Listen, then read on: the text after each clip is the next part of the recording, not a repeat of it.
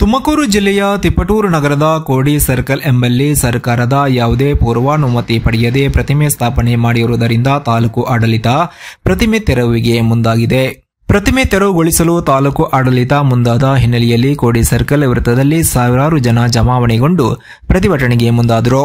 ಸರ್ಕಲ್ನಲ್ಲಿ ಅನಧಿಕೃತವಾಗಿ ಜಗಜ್ಯೋತಿ ಬಸವೇಶ್ವರ ಇವರ ಪ್ರತಿಮೆ ತೆರವುಗೊಳಿಸಲು ಮುಂದಾದ ತಾಲೂಕು ಆಡಳಿತದ ಕ್ರಮ ಖಂಡಿಸಿ ಧಿಕ್ಕಾರ ಕೂಗಿ ಆಕ್ರೋಶ ವ್ಯಕ್ತಪಡಿಸಲಾಯಿತು.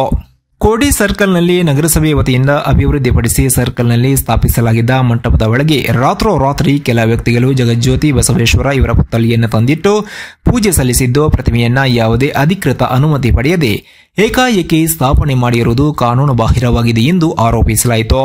ಸಾರ್ವಜನಿಕ ಸ್ಥಳದಲ್ಲಿ ಪ್ರತಿಮೆ ಸ್ಥಾಪನೆಗೆ ಸರ್ವೋಚ್ಚ ನ್ಯಾಯಾಲಯದ ಆದೇಶದಂತೆ ಅವಕಾಶ ಇರುವುದಿಲ್ಲ.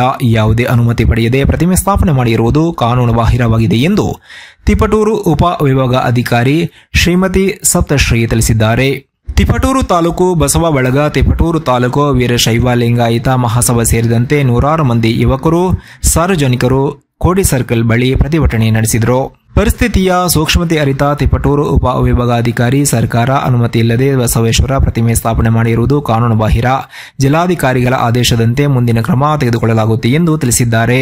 ಸ್ಥಳದಲ್ಲಿ ತಿಪಟೂರು ಡಿವೈಎಸ್ಪಿ ವಿನಾಯಕ ಶೆಟ್ಟಿಗೇರಿ ಸೇರಿದಂತೆ ಅನೇಕರು ಹಾಜರಿದ್ದರು.